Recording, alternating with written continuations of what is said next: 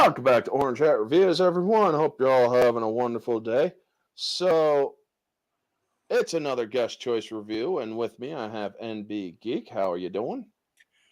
Well, face is a little puffy. I had side effects from the medication I had to take, so doc has to prescribe Oof, me a new one to get later. But other than that's that, I'm fine. alrighty. And if I have any haters coming into my chat, I will play this clip. Shut your fucking mouth! Shut the fuck up, you cunt! Shut it! Because I do not tolerate any sort of hatred in my chat or any sort of bigotry. If you want to try to troll me and whatnot, well, I do have a lovely option here where I could just ban you from my channel.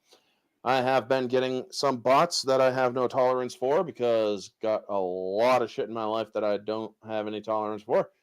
And let's say hello to the chat before we also get into the meat of our stream. Hello to Jacob Ironside. Good to see you. Nice to meet you. He's yeah. So NB Geek decided to choose Equilibrium. Now I do not have Equilibrium in my library, so I did have to rent it, and I'm glad I did.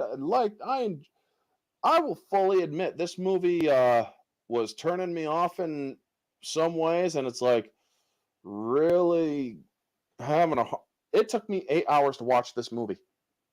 Oh, wow. It took me 8 hours to.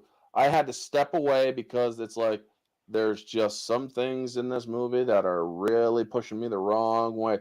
But I'm so glad I managed to make it through because this movie takes a turn in such a great way that it's like, okay, it was worth it.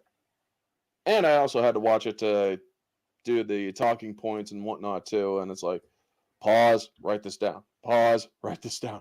Because we are going to go scene by scene, breaking it down, giving you guys an idea of what is in this movie, its lore, its history, and whatnot.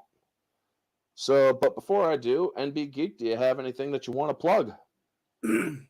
My thoughts on this movie, anyway, when I first saw it, I believe was about maybe 4 or 5 years after it came out. It was one of Mm-hmm. those ones that kind of got on the radar, kind of like a movie Dark City, if you're familiar with that movie. Nope. Okay. In my circles, these are kind of, it was kind of these were kind of our cult following kind of movies. And if you get a chance, I think you'd like Dark City. I'd recommend just going on YouTube, watch the trailer, and see if see if you're interested in it. Yeah. This bottle of water did not want to open correctly.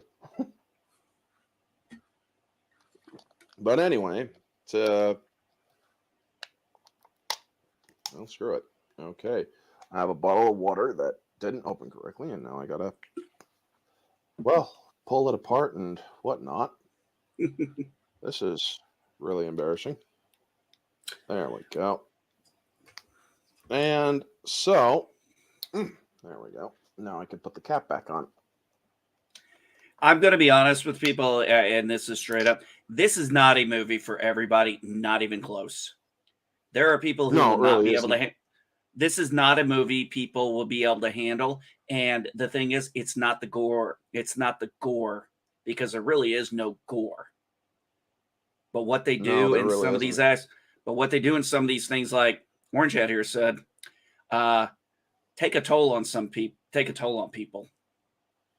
Yeah, because this movie approaches certain themes that somewhat are relevant in our society today. However, the ending of it is actually quite a good twist. So let's get into it. So Equilibrium is, well, where's my thing here? I have the plot synopsis here from Voodoo. In an attempt to end wars and maintain peace, mankind has outlawed the things that trigger emotion, literature, music, and art. To uphold the law, a special breed of police is assigned to eliminate all transgressors.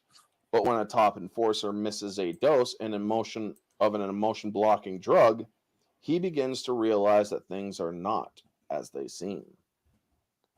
So, released in 2002 and directed by Kurt Wimmer and starring Christian Bale, Emily Watson, Taye Diggs, Sean Bean, and Angus McFadden, with William Fichtner and Dominic Purcell, and Sean Purty. This movie is really, like I said, it's out there. And it begins with an opening narration. In the 21st century, or in the first years of the 21st century, a third world war broke out, and they show nuclear war and whatnot. And those of us who survived knew mankind would never survive a fourth, that our own volatile natures could simply no longer be risked. So we have created a new arm of the law, the grammaton cleric, whose sole task is to seek out and eradicate man's inhumanity to man, his ability to feel. And we jump right into a group of rebels led by Dominic Purcell. I mean, this guy played Dracula. This guy played in Legends of Tomorrow as the pyromaniac. And he's standing against the police with a group of outlaws, and a shootout commences. And then we get introduced to the Grammaton clerics, specifically John Preston, played by Bale, and Errol Partridge, played by Sean Bean. Now, for those of you who know any movie that Sean Bean is in, except for one movie that I have seen, you know he's going to die in this film. I've actually And seen it's like- two movies where he didn't. All right, what's the second one besides National Treasure? Silent Hill.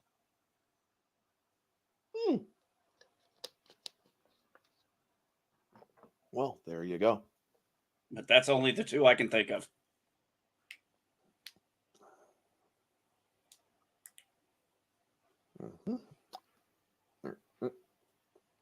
So, moving on, the shootout. Now, one thing I like is how these guys come in. The police are just basically standing by, and they have their plan. They're like, as soon as I hit the door, shoot the bulbs. And one thing I do love, they have a shotgun on for each hinge, because mostly when you see breach movies where somebody has to breach in, they have one person shoot all the hinges. That takes like 3 seconds for a person to automatically know that you're coming. That's enough for a skilled shooter or a skilled gunman to be like, okay, or I'll at least take a couple of you out.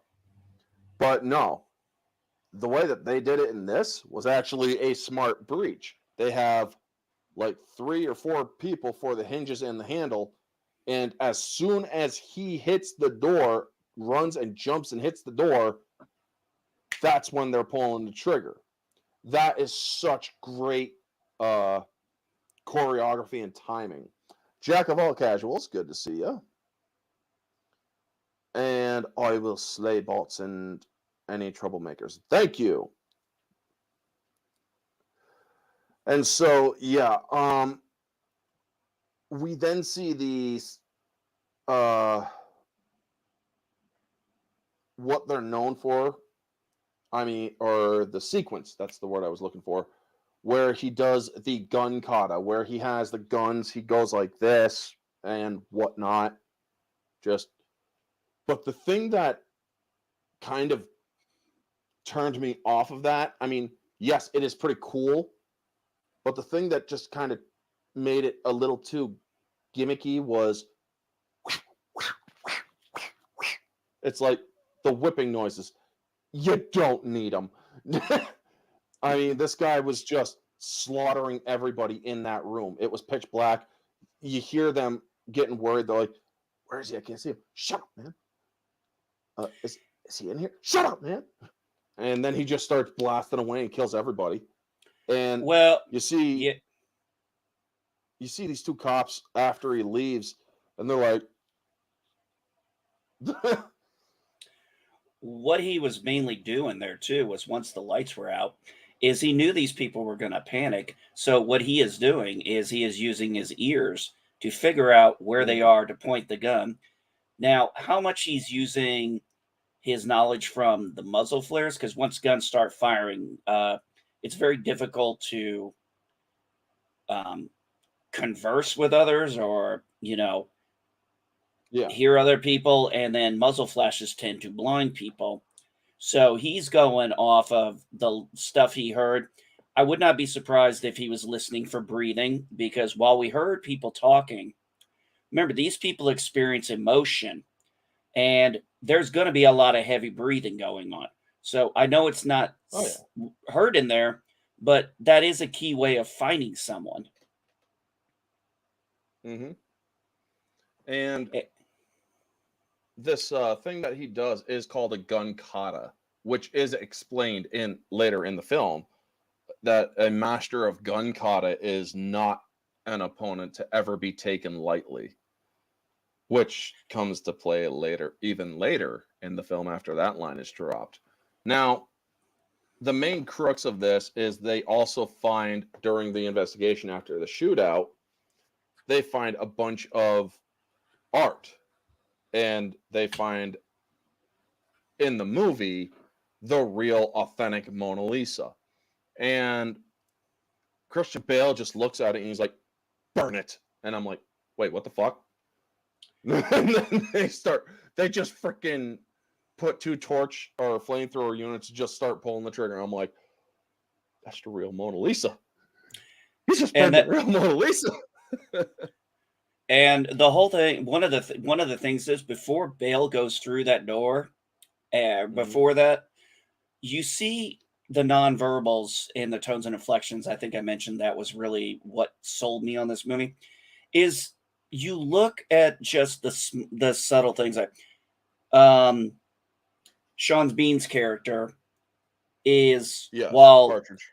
yeah, Partridge is, does this just look over at his side when he's looking at Preston. And what he's doing is, you can kind of read, he doesn't want to do this. And his facial expressions show nothing. It's the eye movement where Preston is focused. And I'm going to get into the other part. Uh, and when after the breach, Preston starts looking around, he's still assessing the situation. Mhm. Whereas Partridge is looking down at the bodies and just looking at the horror they're doing. And you can Yeah. read a lot of that just on, if you watch both those characters, see how they are moving differently, how they are looking completely different when they're in that room. Yep. And then afterward, you see that he's collected a book, and he says he'll log it because some people some people miss it. So he'll personally log it in the car, and then you see how he's looking out the window, and Christian Bale's not. You actually see that this guy is feeling some sort of emotions because his He's nuances looking do get him around. away. Yeah, He's an looking uncaring around. person, an uncaring person wouldn't care to look there. It's like, how long do you think that will, or it'll take before all this is done? Well, our things are tight right now, so eventually it'll get done.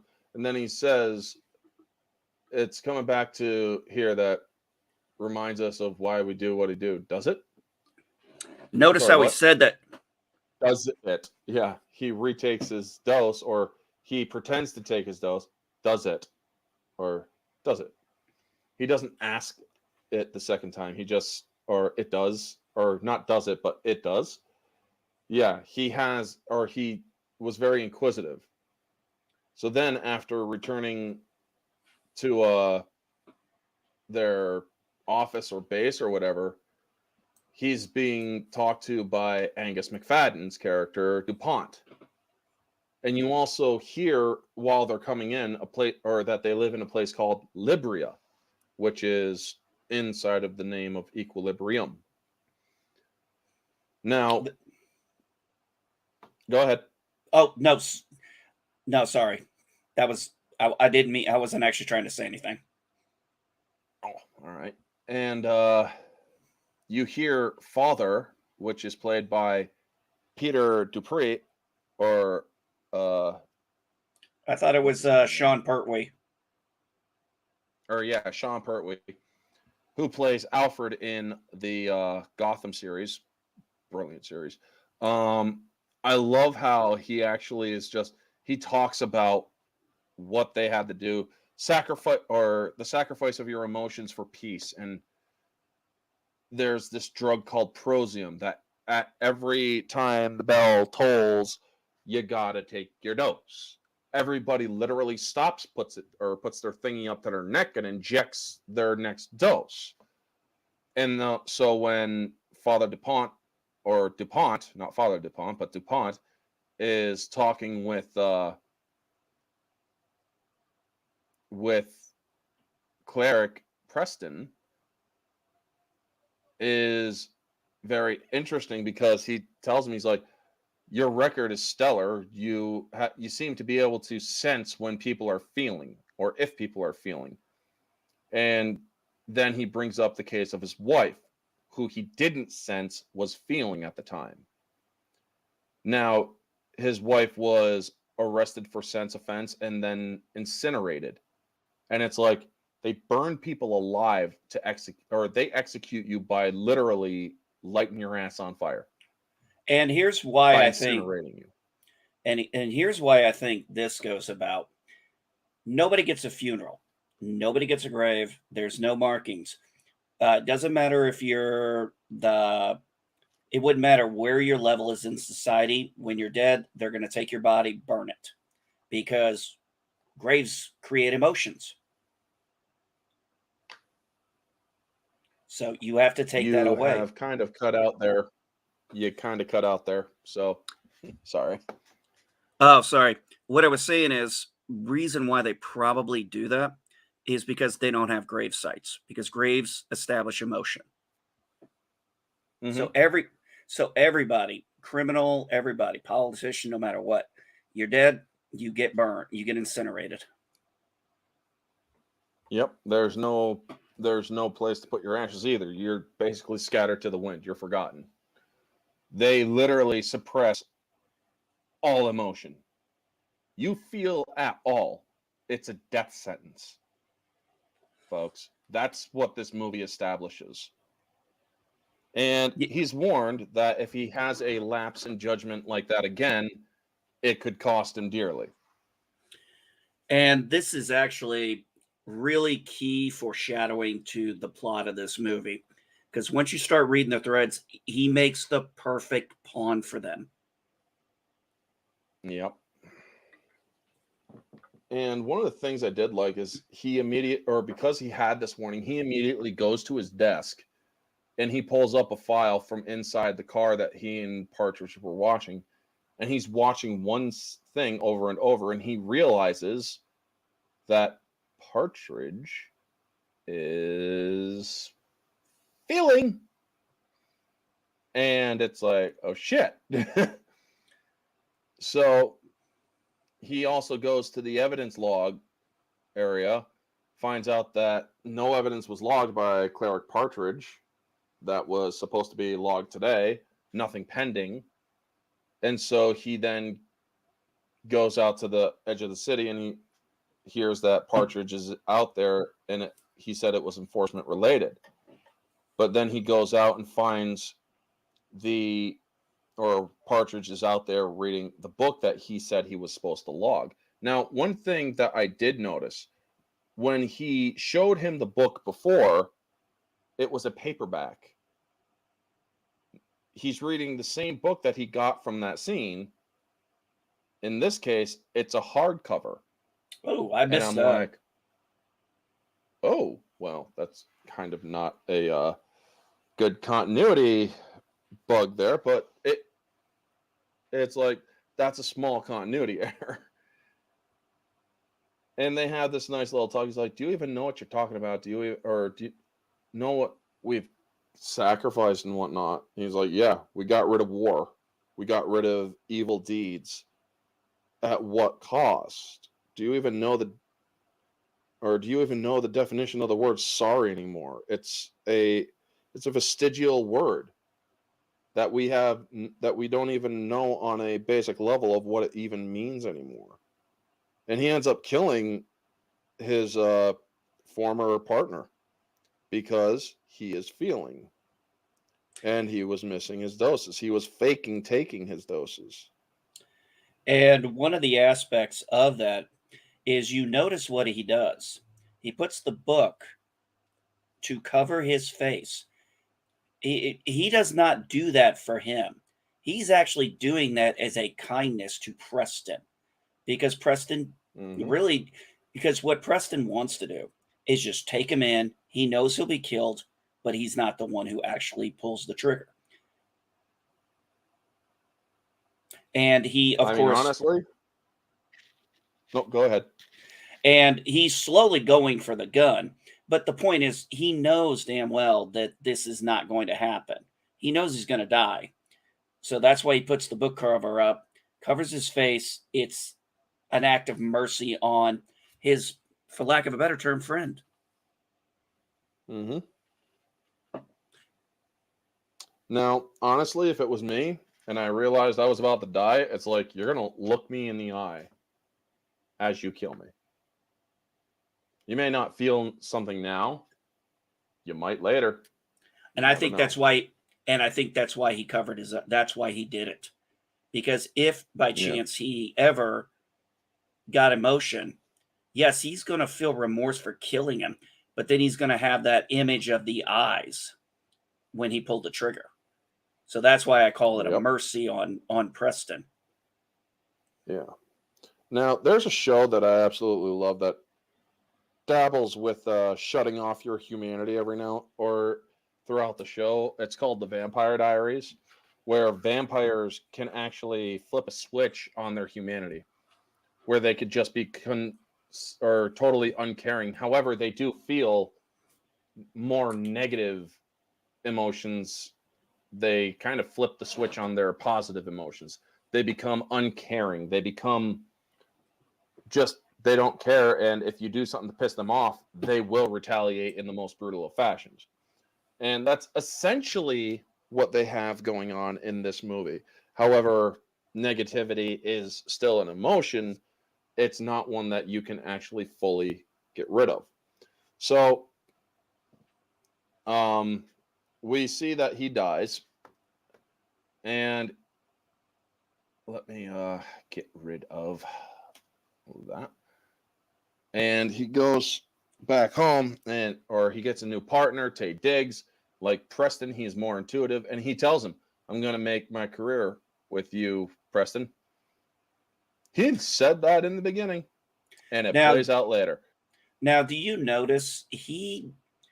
I'm going to say this. I don't actually think he's really taking his drugs because you notice he kind of when he mentions that maybe I need to up my dosage because if you notice he has a little more subtle emotions going on than anybody else. He kind of smiles a Yeah, he little bit does. more. He kind of smiles a little bit more. His tones take on different attitudes from kind of condescending to basically I'm buttering you up or kind of stuff like that. It's subtle, but in a movie like this, it plays out very well. Mm-hmm. Hey, Riot Kitty, good to see you. Hey, Riot. Yeah, she has no idea what this movie is.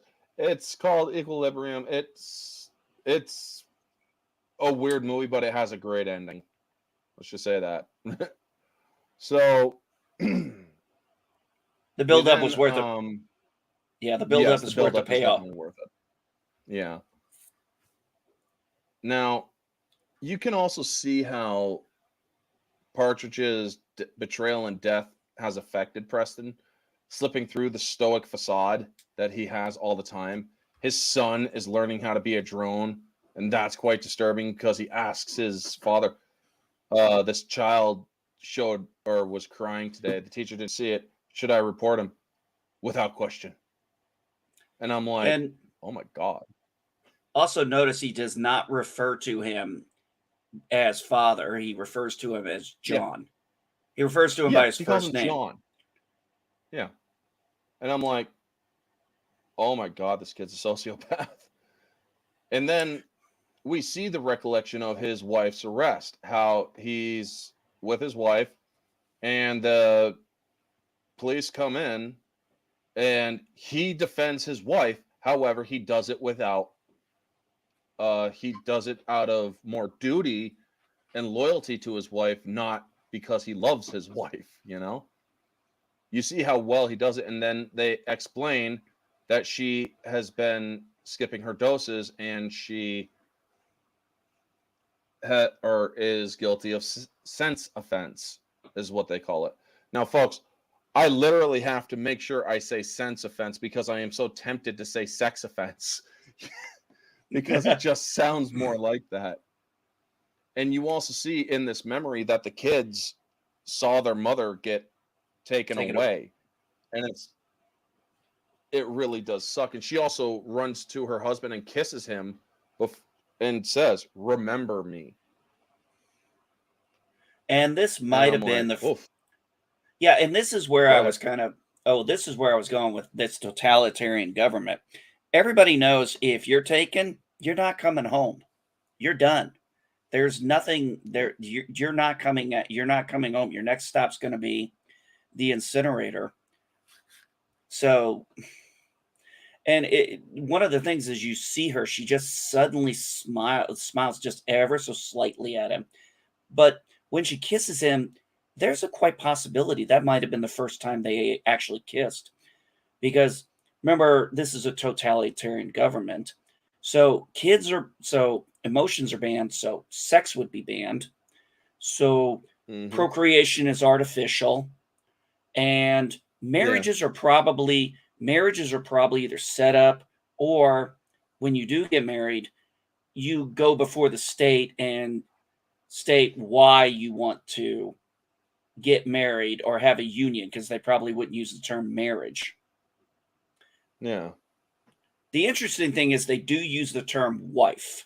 I think it would have been, I think, a little more appropriate if they said partner, but then that would have probably gotten some people confused. Yeah. Now, or the next morning, he puts his prosium dose on the counter and it accidentally gets knocked over. And you see the son or his son come in and he's like, "You'll go to the equilibrium and you'll log it and get a replacement interval." And it's like, what the fuck? This kid is just pure evil. I mean, this is the thing, folks, where it was kind of turning me off because I cannot stand kids in peril. I cannot stand how kids being twisted for evil purpose. And it's something that really does bother me. But I'm glad that there is a twist at the end, which we will get to when we get there. The And kid so, yeah, go ahead. Oh, the kid reminded me of Damien from The Omen. Yeah. It's truly twisted. So then he goes to the equilibrium site, which is closed due to terrorist activity, and his partner thinks he got his replacement interval already. He didn't. But Now, while on mission, or yeah, go ahead. well, okay, I just want to tie into that because remember, his son said, I informed your partner where you were getting a replacement dose. That's how his partner knew. Yeah, His son ratted him out, which ties into yeah, when his son said, should I report this kid for crying? Unequivocally. yeah. And then now it's like, Dad, if I'm going to report that, I got to report you to your partner. At least let him know, just in case. Mm-hmm. exactly. And then we get the curious case of Mary O'Brien. And while on mission, he acts out of turn to stop his partner from killing her. And then she gets under his skin during interrogation. And she's like, you have no idea. You're just a fucking drone, basically. She tells him. She doesn't say it like that, but she's like, what are you even living for? You know? Because it Yes. makes the person wonder, what do they live for if they cannot live with emotion? And remember what got her arrested initially was the mirror. Now, you can have a mirror, but her mirror had a decorative outside, a kind of a oak Yeah, it wood had a or wood, decorative frame. and decorative frames are illegal. Any comfort are illegal. These people do not sleep with blankets, literally. There's no Yeah, sheets. they have nothing. It is a very stoic and completely devoid of any vanity. Everything is neutral colored, from the cars to the vehicles, or sorry, yeah, the cars, the clothes. I don't think there's a single pair of glasses or even sunglasses anywhere as far as There isn't. comfort goes. Yeah, there are no comforts. The hair, the clothes, and they wear gloves so they can't tactile touch, and you're basically covered almost head to toe. Yeah. And then we get the scene. Now, also during that scene where they get her, they find a room that has been completely decorated, wallpaper and stuff. She's like, what are you going to do? Or you're going to incinerate it, won't you? Eventually. But we're also going to find out where your friends are as well. You couldn't have done all this by yourself. And it's a nice twist of who one of her friends is. So then we get to the scene where the gun kata is explained, that sequence that he used to kill everybody.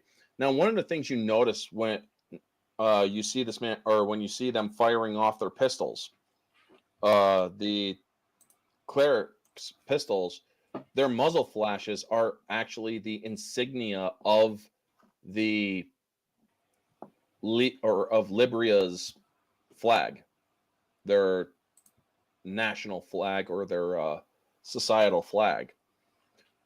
Now, if you ask me, even flags should be banned because flags can promote an emotional response of pride, you know? I mean, pride is also considered an emotion, if you ask me. It's doing this stuff that makes me proud of why we do what we do. It's like, pride? Really? That's an emotion. That is one of the things that they never, or that they allow. That's the one emotion they pretty much allow. And also, when the father is talking, it's on every channel. Well, it's on every feed. You have Yes. the think of the Kardashians. Everything that the father says is televised everywhere. That's it. The flag, I think, is just their symbol to remind them of that. And it's basically just, another form of propaganda. And I did find Yeah. this out. The four T's connected together represent the council, the Targaryen Council. Mm-hmm. And we all know what it looks like. Yeah, it's very reminiscent of of the Nazi flag. I'm not afraid to say that word on my channel. Oh, okay. Yeah, it looks like a Nazi flag. It's just basically that's what it is. And I mean, you could have come up with any kind of flag you want, but that flag, any version of that kind of style will spark emotions in people when they see it, and it gives the audience a visual representation of just how bad this government is and how these people are being Yeah, treated. it's basically throwing it in your face. It's like, this is a government that is entirely fascistic, and so we're not mincing words, not being confusing. We're going to make this look like it literally is a Nazi world in the 21st century. I mean, folks, they're saying it was the first years of the 21st century. And then they're saying that father, or well, we'll get to that. I mean, the year is probably in the 2020s where this 20, movie takes place. 2072. 2072? Okay, so 2072. we're 50 years away from what they have going on in that movie or in this movie. Now, the gun kata, when it is explained, it's explained that it's designed to create the optimum fire response in a firefight, keeping your lethality at peak condition and your rate of fire, your spread of fire, all of that will increase by 120%. And anybody who is a master of this kata is not a person that is or that should ever be taken lightly, which is a nice foreshadow of what goes on later in this film. And then we see that Preston skips a dose at night and he has a nightmare.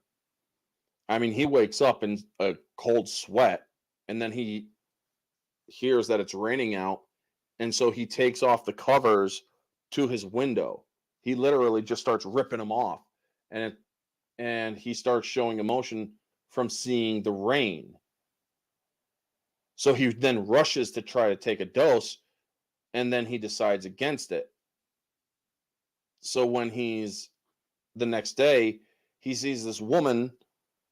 She's literally in the middle of everybody else. And he drops his doses. He has them behind his back and he drops them. And people crush him under his foot. And they're going up these stairs. He sees this woman puts her hand on the rail. So he takes off his glove, putting his hand on the rail to see what he could feel from that. I absolutely love when he does this in throughout the movie when he's trying to see what he can feel from touching, because they wear, or most everybody there wears gloves. And he also notices the flaws of conformity in Libria. Everybody's freaking desks are the same, so he rearranges his freaking desk, and it's like, wow.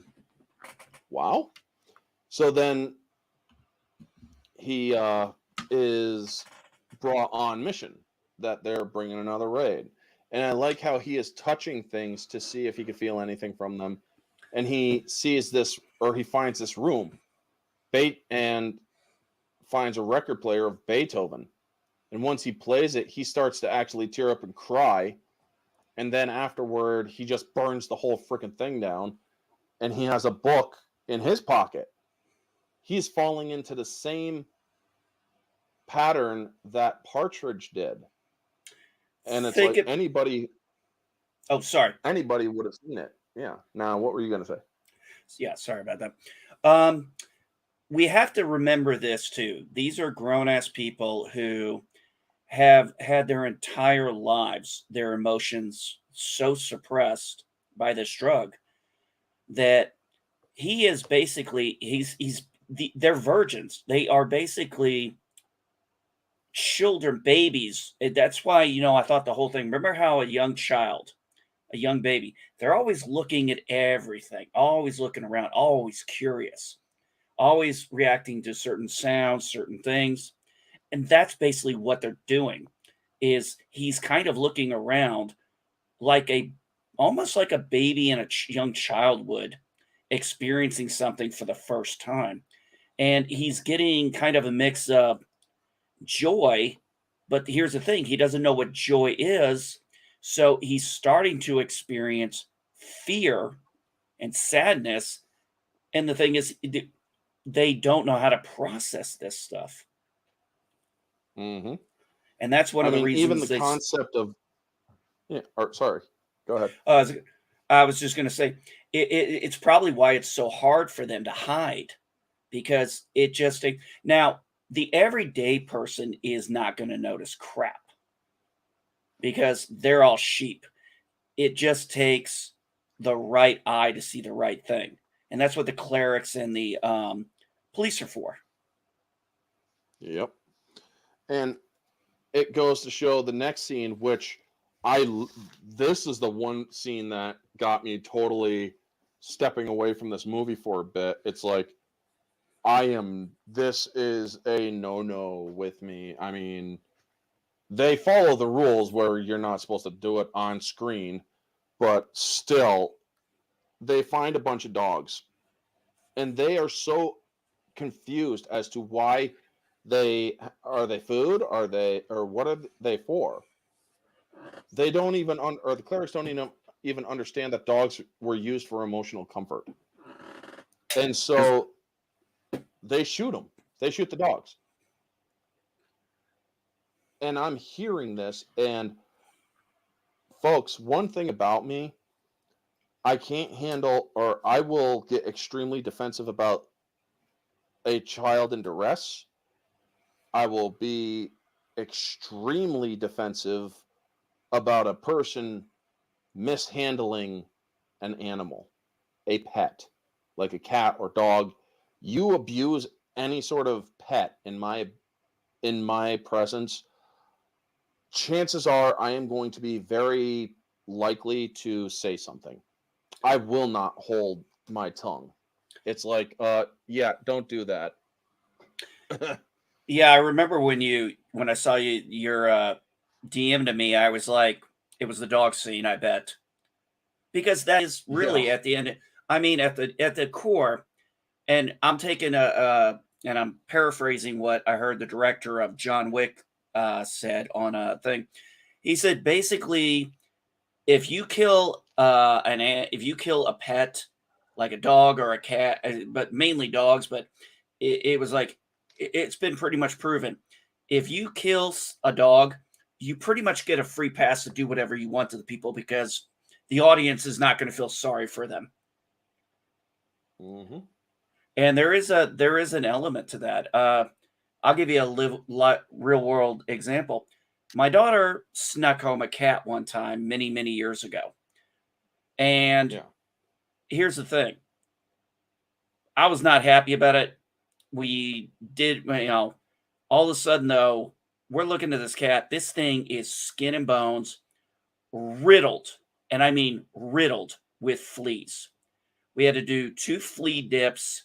We had to do a flea bath, a flea dip, put a flea collar in it. It was that bad. This thing was so malnourished that I was worried that giving it food would make him sick and possibly kill him. And my daughter lied to me about how she actually found the cat. I knew she was lying to me. I let it go. And then when she told me the truth, Mm-hmm.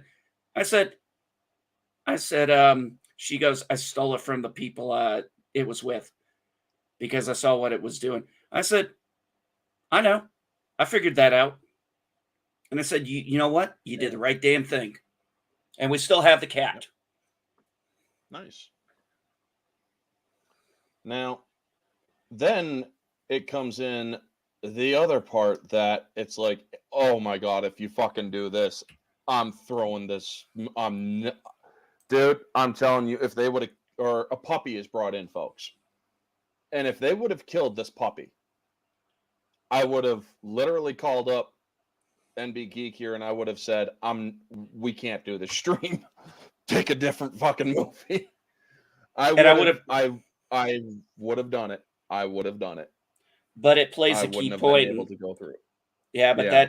he's kind of he's a MacGuffin. Yes. This dog is important later on. Yes. And he stops them from killing it, and they're like, "What? Why, cleric? What's going on? We need to take it in to see if it has any infectious diseases. We need to know if there's any sort of outbreak out here." It is a logical thing. Yeah, but it's also Now, kind of BS because they could have taken one of the dead animals. yep, they could have, but it's like, wow. So then we see that Preston starts questioning the laws and Father's abuse of the law, where anybody, or they're no longer going to arrest him. If anybody is caught sensing, it's an automatic put down. You're to kill him immediately. So then he starts stealing evidence. No, wait, go ahead. Oh no, I'm sorry. And I'm sorry I do that sometimes. I've really tried to work on it. One of the things is it's now getting rid of the facade that there's really a legal process. They know when they go in there, they're never going to come back. But that's different from putting them down right then and there. Now that that veil is gone, it's kind of like almost like in Star Wars when the Empire dissolved the Senate. It's like the final Mhm. stroke is done. We have enough control. They feel confident they have enough control to do this now. Oh yeah, it took them 19 years, but they finally handed over territorial authority to the regional governors. But yeah, um, so then it's always puppies and old guys that gets me. Yeah. How you doing, Rosetta? It's good to see you in the chat. Thank you for stopping in. Hey, Be sure to Rosetta. smash that like, or be certain to smash that like button, folks. Feel free to smash that like button. Shall we say? I see what you did there. Exactly. I should have put that as the banner or as one of the banners. But anyway, next, we see that he goes to the evidence of Mary O'Brien and he steals that, or he steals a red ribbon that smells or that has her scent. And you see one of the people there seeing him do this, smelling this thing. And it's like, okay, people are noticing this, dude. How are you not arrested yet? But that question will be answered later. And now he's just, and he then has the same pattern as Partridge.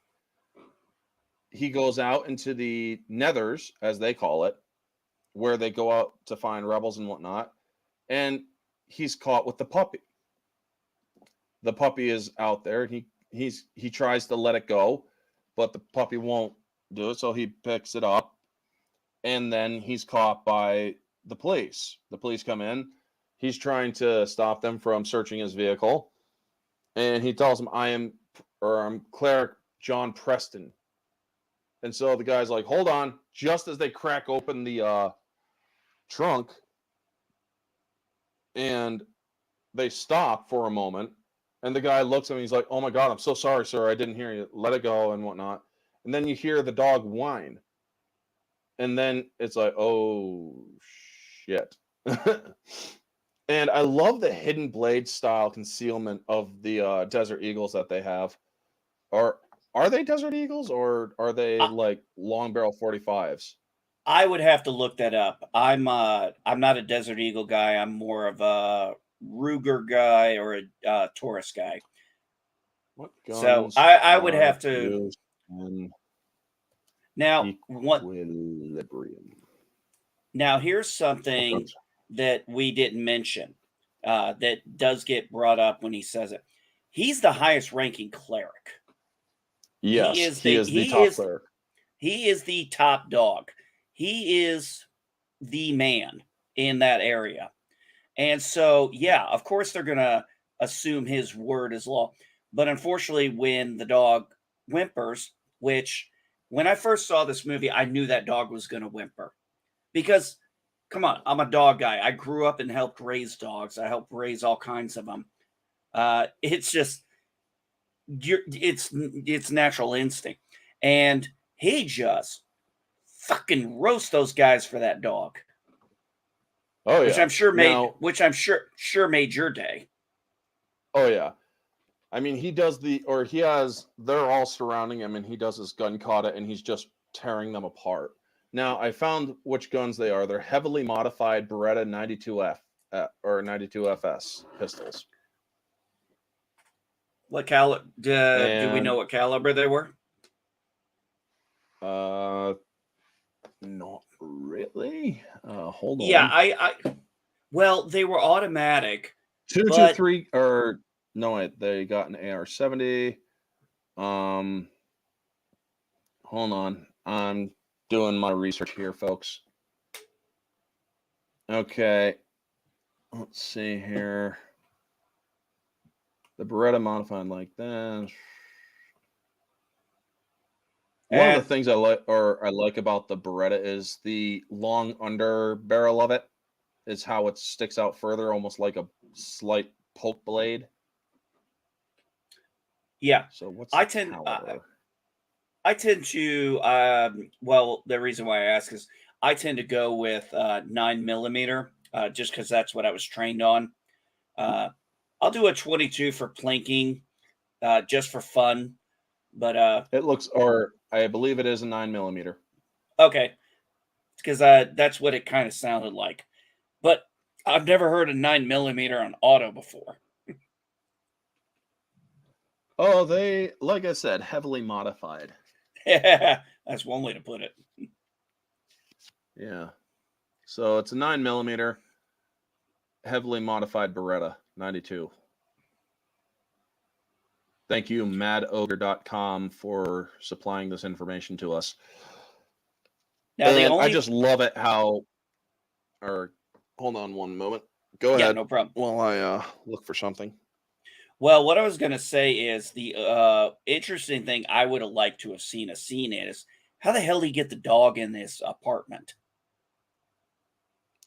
That is a good question, isn't it? So basically, just had to get my orange hat on because I'm coming on the camera for a second. When he's killing these guys, he's literally just going boom, bam, bam, boom, just like really very freaking fast, and you see the holes going through these guys as they're like surrounding him very closely, and he's just like going boom, bam, boom, just crossing his arms, uncrossing, recrossing, uncrossing, and he just slaughters them. And then he goes. I believe he does go back home, Yeah, he does go back and home, and because he does because the ending, yeah. and we'll Now, get to yeah. Um, yes, he goes home and he starts hiding his doses behind the mirror in his bathroom. And then we see him doing a sword kata where Cleric Brant comes in and they spar with each other. And you see that Brant is actually showing a little bit of emotion. And apparently, the killing that Preston did against the LEOs, the law enforcement, the police, has persuaded swifter action against any offenders in the Nethers. They're no longer going to be brought in or interrogated. They're just going to be put down immediately. And then we see another raid, which is extremely more violent. And you see how he is kind of shocked from it. And so he's trying to persuade these people to like get the fuck out of here. Like go. And he's like, he'll shoot us the second our back is turned. If I was going to shoot you, I'd shoot you in the face. Now get the fuck out of here. They still don't fucking trust him. They're so freaking frozen with, they don't trust him. So it's like, oh my God. So he leads them out to let them know that he could trust them. They're then just seriously led into a trap. And his own, or some of the guards realize he's a sense offender. And I think it is this scene that has those weird things on the bottom of the yes, mag yes, that those he just starts. Yeah, they're yeah, like you nails. yeah. Now when you get to the very end of this stuff, man, I gotta talk about all the nonverbal. I gotta talk about all those looks and Yeah. nonverbals. Yep. And he kills them, and then he goes to check on them, but he sees that they've been uh, led into a trap, basically. And Cleric Brant is there, and he's like, he starts talking to him. And he's like, you should supervise, or you should take care of the executions. And he hands Brant his gun. Well, we then see him looking back at the people for help and whatnot. And then you see the guy shaking his head at him, like, do not help us. If you are feeling, do not help us. Keep yourself under cover, essentially. Yeah, you hit it right there. The whole point is he's looking at the guy, and the guy shakes his head. No, he knows he's going to die. He knows everybody he cares about is going to die. But for the last one, he's like, "This is a cleric feeling emotion." Now he probably doesn't know what level of cleric he is, but he knows that's a more powerful asset to have for their fight than they will have because he's on the inside. And he's like, it's basically the looks and the eye movement is, don't save us. It won't help us. We're dead. If you do this, you may die, and then we're all going to die anyway. So let us die. And then it's all You in can vain. and then you yes, and then it's all in vain. And he's like, our fight is over. It's your turn. Remember us. Think about that. Mhm. All that in that when his wife said, remember me. And it's kind of like all that, just remember what happened here. And all that comes out in just that few seconds. Yeah. And now what you don't realize is that this is stuff that happens or no and when he killed somebody or he kills those LEOs, you're going to find out something interesting. His weapons were swapped, I believe. Yep. Which comes to play later in the film. Now, he has to let these people be executed, so he walks away as they're being executed, and Brant is watching him as he does it. So, Preston then takes Partridge's effects, and he notices something peculiar. Freedom. The word freedom on the back of a photo of Mary O'Brien, the woman who he arrested, who had the framed mirror, and she is with somebody in the photo, which happens to be Partridge. So he confronts her about it, were they lovers and whatnot, and she says, well, it doesn't matter, one of the cops killed. No, it didn't, I did. And she attacks him, and he stops her, and then he pins her, and then he backs off, and she's like, oh my, or she finally realizes this, or she starts to suspect this, or that he might be feeling, and then he decides to investigate further and goes up to one of the main rooms into the Freedom Center, where they are spreading their propaganda. And he asks about Cleric Errol Partridge to the main guy, and the guy is like, I'm sorry, what? Everybody out. And he's like, I know you're feeling, and the guy's like, I don't know what you're talking about. And so then he goes right towards the do not touch books, and he then throws the dude through it, I think. Yeah, And then he just does. goes through it, kicks it. Yeah, and then he kicks it out and finds out that there's this bigger room, and William Fichtner, the actor, who plays Jurgen, is waiting for him. And he's like, I know that you're feeling. We've been watching you ever since how you took Mary O'Brien's red ribbon out, and you smell it so that you could feel and whatnot. And he sees the underground movement of sense offenders, not sex offenders, sense offenders. Now, at first, And they ask him, go ahead. Oh, I was going to say but first off, William Fitcher is, in my mind, a really good actor. Oh yeah. He's not a leading man actor, but he is definitely, when he gets roles, they are really good. And honestly, there was something about the way his eyes did. I honestly thought at first he was blind, but then you find out why he looks like that. Mm-hmm. And one of the things that they explain is that some of us choose not to feel at certain times so that other people can. And they ask him, can you kill, or we want you to kill father, essentially. Sense offender. Yeah, I know, right? Sense offenders, YouTube, sense offenders. Yes, thank you, jack of all trades. Sense offenders is what we're talking about, not sex offenders, sense offenders. So he's then let out, and he's brought before DuPont.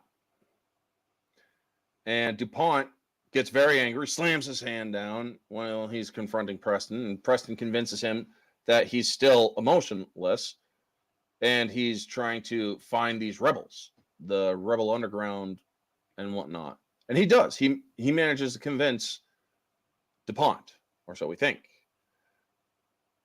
And so he visits Mary one last time, and she realizes he doesn't, or when the alarm goes off, he doesn't dose. And she asks him, she's like, why aren't you taking your interval? He's like, I don't know. And then they touch hands. And there's so much emotion in that, just simply touching fingers and hands, that or that you see. And it really is great because she now knows, oh my God, he's the best chance that we have right now. But it's not said that way. So he's then down with the underground, weighing the risks of how to assassinate father. He has to somehow get a meeting with him, but they don't do that because he hasn't been seen in forever because of the or any possible assassination attempts. And they explain to him, all we need to do is kill father, because the second he is dead, we call in and they drop bombs on every prosium factory there is that will completely shut off their supply for a day and let human nature do the rest. And that's actually quite, I love how he's like, if we just cut off the supply for a day and let human nature take or do the rest. That is one of the best lines in this movie. It really is. Because what he's talking about is, remember, they have to take these things in intervals at regular times. So if you and it's multiple doses a day. It's not just one dose, it's multiple doses. So if they shut it off for one day, people are going to start experiencing emotions. Some people are going to want to go back on the drug, while others are going to want to embrace. And when you're that chaotic, revolution. That's what they're doing. And they know this is going to end in some blood and violence. But name me very many revolutions that don't unfortunately involve a body count. Yeah. I mean, you got to be willing to die for freedom if you want freedom. That's basically what it is. Concept I understand very well. Yep. So we then see that Jurgen tells him, don't go see Mary. She will compromise you if you decide to go through with this. Well, he goes and tries to see Mary one last time, but it is too late after he watches the log of his own wife being sentenced to incineration. And after he leaves, after she gets burnt to a crisp, she's looking at him eye to eye. She gets executed. He leaves and he just breaks down in the middle of the square. And then, well, Brant is there and he's like, Claire Preston, you're under arrest, and then just knocks him out. And I absolutely love how he is brought before DuPont and he's like, I told you I would bring you the person who was involved with the resistance, and here he is. And then he looks at DuPont. Turns out, or not DuPont, he looks at Brant. Brant looks at him and he's like, mm-hmm. And then he looks back and he's like, wait, what? And they're like, well, check his gun. You'll see that he was out in the nethers. We are checking his gun. DuPont, Brant, it was your gun. you're the one who killed those LEOs. And he's like, he switched the guns. It's obvious he switched the guns. No, you took my gun when you arrested me. And DuPont tells me, he's like, process him and get him ready for incineration. And he's losing it. You see that Brant is losing it. And it's like, oh, wow, he looks like he's feeling a lot. Yeah, and so then he's there's like, we the will have, you know, well, also we will have remember. to search your home. Oh, sorry about But that. yeah. But you know, when he turns and looks at him, and then he does the wink. Yeah, that was Mhm. like he was basically saying, "I got you." Yep. I love that wink. It's quick. You barely even see it, but it's there. And Brant is just so sure of himself that he has him. But anyway, he's like, we will have to still do a search of your home to make sure that you are not, or you don't have any contraband. Do you have a problem with this? No, not at all. I have nothing to hide. And he's like, well, but I would like to meet Father. And he's like, well, why would you want to meet? He's like, I think the person who literally just brought you the resistance deserves to meet Father, you know? And he also has the heads of the resistance arrested. You see them all get arrested. And then he's on his way to his home so that he can make sure that they don't find his missing doses. And I absolutely love how he gets there. He's like, he's just letting it all happen. Then he goes in and he realizes they're missing. And you see the door open up behind him. You don't see anybody come through, so you know it's one of his kids. And the kid tells him, I told you to be more careful. I mean, and the kid you realize that this kid, his own son, has been putting on an act. This is the twist that I absolutely love. He was putting on a freaking folks. Sorry, I meant to put on my camera. He put on an act. This kid, or you see the kid crack his mouth, and he's like, "How long since they took Mom? Your sister? Of course." And it's like they just. I'm like, I didn't see it. I mean, I saw it that the kid or that his sister was. There was a scene earlier where he was talking with his father about going to equilibrium, and he called his partner. And there is the part in that scene where his sister is flicking off the cereal and then crushing it on the table, and the kid goes, "Stop that!" in such a monotone way. But then you realize that this kid has been faking it all along. He's been feeling all along. And And I'm he's thinking to myself, no, yeah. go ahead. No, go ahead. And I'm thinking to myself, I never saw it coming. When I first saw the movie and I saw that happen, I was like, "Oh shit, this kid is even smarter than his dad." I mean, and it would make sense. He's a young child going through the developmental stages. He's probably going to have an ability to process emotions better as a young child. And he's had time since the death to do that. And he made that choice. And what he's been doing is when he said that, when you hear the tone, stop that. He's not Yeah. berating his sister. He's trying to protect her. And Orangehead and I talked about this in backstage. I said, I think what he did was at night in secret, he is coaxing his sister through this process because she's slipping up a little bit now and again because she'll still she You has see that one she was slip doing up. Yes. And he's trying to tell her to hide because they still go to school. Well, school. Yeah, whatever.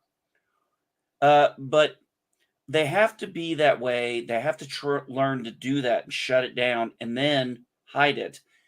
But I guarantee you, they were having emotional talks while they were doing it. Mm-hmm.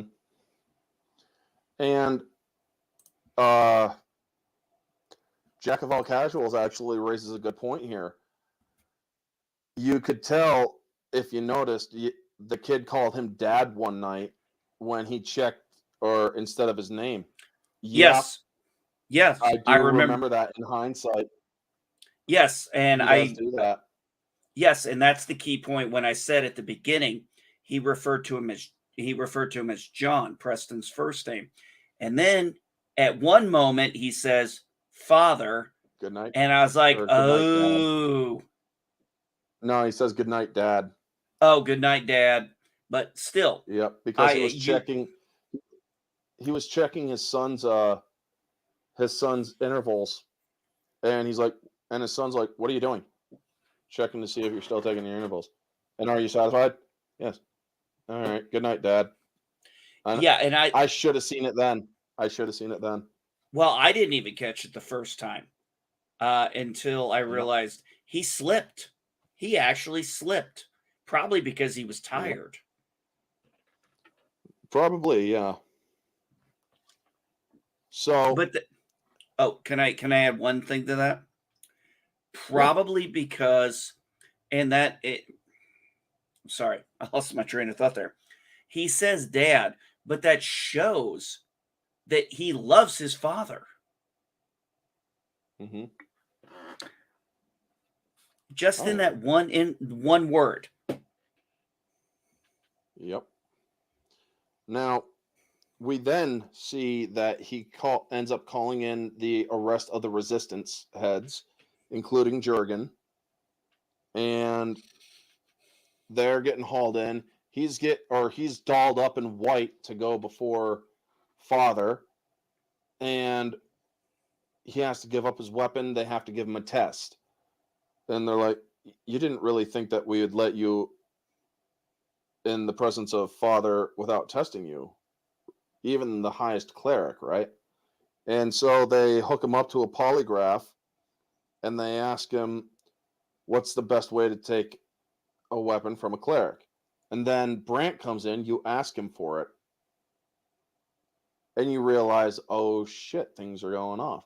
And then uh Sean Purdy or Purvey or Pertwee?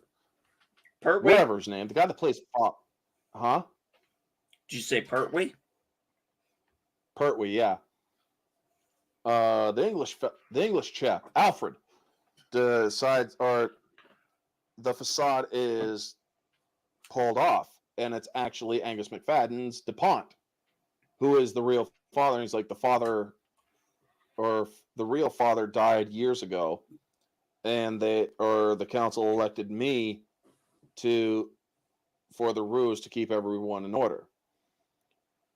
And so you see he's still hooked up to the polygraph, and they're explaining how they duped him instead, until he finally realizes the how to do what Jurgen was telling him. You have to learn to turn it off so that others can feel. So he's like, "So what are you going to do now?" And suddenly his pulse just goes flatline, so to speak, or his emotions are just off. And the guy goes, "Oh shit." So he unslots his guns and starts killing everybody. And then he runs in, or he escapes out. And I love how he tosses those two extended clips in first with round tops or round bottoms. And then he starts doing the gun kata that was explained. Anybody who is a master of gun kata is not an adversary to be taken lightly. He slaughters everybody in his freaking path. The choreography is actually very well done. So then he gets in, or he actually just, I love, for 1 second, I'm going to go on cameras to show this. When he has his weapon, he just turns his weapon downward like this, and in his sleeve comes out another magazine to go into his pistols. When he goes like this, and then goes and he can continue firing. And the two mags that he tossed, he then goes down or kneels down, slams them in, and he's able to finish off everyone else. I forgot to put my hat on for that. So you had a hatless orange hat, folks.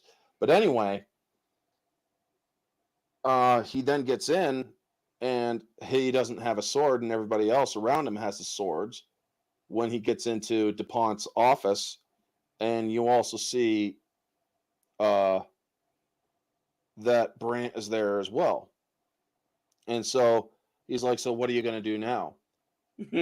Well, Now, he pulls the sword out from the guy in back and starts slicing up everybody there. yeah, one of the things I noticed about What are that your scene, thoughts on it?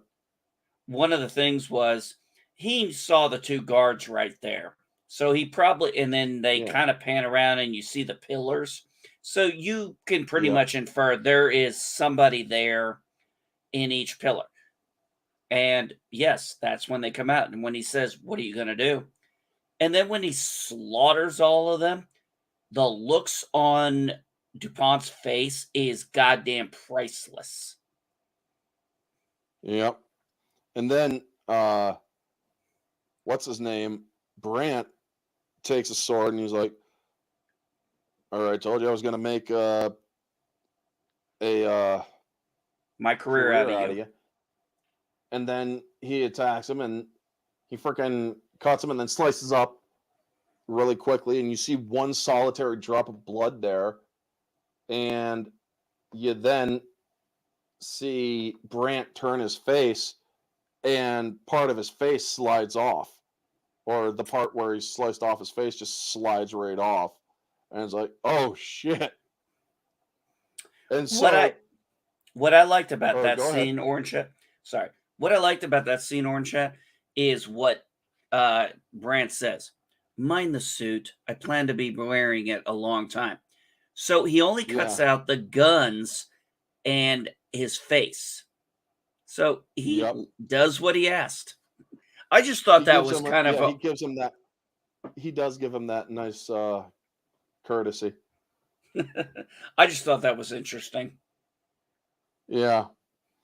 And so then it's Preston versus DuPont.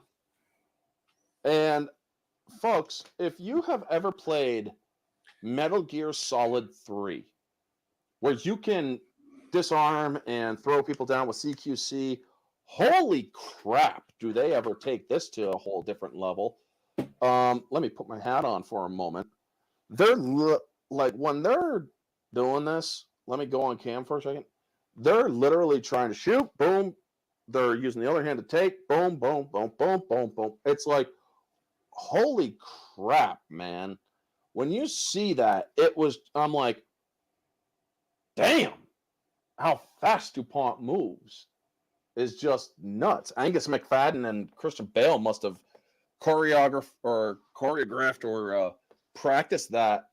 I mean, as much as Hayden Christensen and Ewan McGregor for the episode 3 Revenge of the Sith fight. Because then he finally gets it and he's like, "You see that I feel, right? So are you willing to pay that price? Are you willing to kill somebody who feels?" "I'm willing to pay that price." "Yep, a price I will gladly pay." Boom. And then he goes up to the same level where he was before, and they all see that he has a bunch of blood on him, and how he shoots the glass, and everybody just takes off, and he starts shooting the computers that are sending out the message of father. And then and you see throughout, they cut to things outside of the city where his messages are being shut down. And people take notice. Yeah. And people are starting to take notice. And then you see, or while he's doing this, you also see cuts to the factories being blown, the kids reacting to it, his son smiling while in school a little bit, and then just going back to his work, his daughter at home with the puppy licking her hand. They know that their father had succeeded, and that the resistance leaders who are at the incinerator, about to be incinerated, don't get incinerated. They're smiling about it. And you see that the resistance rises, that they just go in full bore and start shooting down everybody or the law enforcements. And I love the whole scene. And you see Preston is watching it all. And I absolutely love it. And then they basically cut to credits. So this movie, I absolutely love the twist ending, how it all falls into place. For a movie that was seriously disturbing me at the beginning, I absolutely love how it turns to revolution at the end, and it really works. So, out of 10, what would you rate this movie? For the most part, I give it about a 7.5 to 8. Yeah. Mostly because psychological thrillers are really my cup of tea. And Mm-hmm. watching nonverbals and facial expressions like I had to do in all kinds of meetings and stuff, I just found this movie so engaging for someone like me who tries to find the nonverbals and the subtleties. And it was like, I really was just able to see them so well. I was just like, God damn, this is beautiful. Yeah. Not as bloody as you would think. Right, Kitty? This movie is not bloody. No, In it's fact, not. there's only literally like a couple scenes where there's a little bit of bloodshed, and that's it. But yeah, me objectively, I would actually match it with you. There's not the best CGI, but for the most part, this movie is well written. This movie is well thought out, and I do love. I can't get over those muzzle flashes. How they are specific of the flag insignia. Excuse me. And this movie, honestly, how I didn't like it originally, but ended up loving it at the end. Subjectively, I will put this movie at a 9 out of 10. This movie is a slow burn to really like for me, but I ended up loving it because originally I was thinking about, it's like this movie is looking to be a 4 at best. But then boom, everything starts flipping into gear, and it's like twists I honestly couldn't detect, I couldn't find, I couldn't see, and they were just great. So yeah, it goes from a 4 to a 9, and I absolutely love it. So moviegoer, I would definitely put this at a 9 or an 8.5 to a 9. It's a slow burn pace, but but once it starts getting in there, it's still slow. But once you hit the twist, it's really is great. So you really do gotta be patient with the movie, and honestly, it becomes so much better near the end. So anyway, folks, that is going to be the guest choice review. Thank you, NB Geek, for suggesting this one. I mean, I'm like I said, there was a point where I was going to say we can't do this one, but it turned out to be okay in the end. Yeah, and I knew exactly when you DM'd me. I was like, I know exactly what scene you're talking about because yeah, Hmm. I knew that. But here's the thing: that was the point. I was like, oh, you hadn't seen this movie, Yeah. and I don't know if you told me you had or not. I don't remember, but I was like, oh, he's never seen this. This is his first time. I was like, yeah, that scene almost made me walk away. But it is a slow burn. I'm not gonna say it's a very slow burn, but it's one of those that the payoff is worth it. Yes, it really is. So, And I'm folks, if you glad want you to, enjoyed it.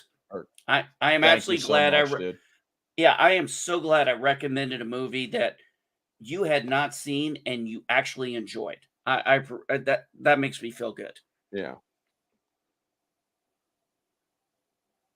The first Kingsman movie, you almost walks away. I've never seen the Kingsman or the Kingsmen movies, so I honestly cannot comment on that, right? But folks, if you want to do a guest choice review where you get to come onto my channel and you get to pick the time, the date, and the movie that we will discuss, just let me know on Twitter, Minds, Getter, let me, or even Facebook if you're friends with me there. You can message me and whatnot. Let me know if you want to discuss a movie. If I can, I'll let you know if I'm able to find it and view it. I am still looking for more people to do guest choice reviews on. I absolutely love bringing anybody onto my channel, and it try to choose a movie that you yourself really like, and hopefully it will be one that I like as well. Note to self: don't recommend movies where puppies die to orange. Yeah, I mean, John Wick is acceptable because it's part of the plot. So, but it's still rough to see. Well, you're in for a treat if you watch them, and there's a science similar to what you described in this movie where it seems like a puppy will be killed. Oh my gosh. Or scene, I'm guessing. Yeah, scene. I said science. Oops. But thank you to Riot Kitty, Jack of All Casuals, Jacob Ironside, Eagle Rider Rosetta. Thank you for coming in. And anybody else who had come in at any other time, which I couldn't see on the or in the chat, but thank you for so much for coming in to leave a like and whatnot. Tomorrow I have the mystery review, and it will be at 10:30 a.m. normal time. The hints are Bubblegum and Alien. I'm pretty sure everybody knows what movie I'm going to be doing. I'm watching that tomorrow, then definitely. Alrighty. So don't spoil it, but yeah. I'm not. Yep. I know. I made it very easy, Jack of All Casuals. I know I made it very easy, but But don't spoil it for people honestly, who don't know. No, don't spoil it. But yeah, tune in for that one, folks. And definitely check out Equilibrium because I definitely recommend it. Anyway, thank you so much for tuning in. This has been Orange Hat Reviews and NB Geek. Take it easy, folks, and always remember, stay humble.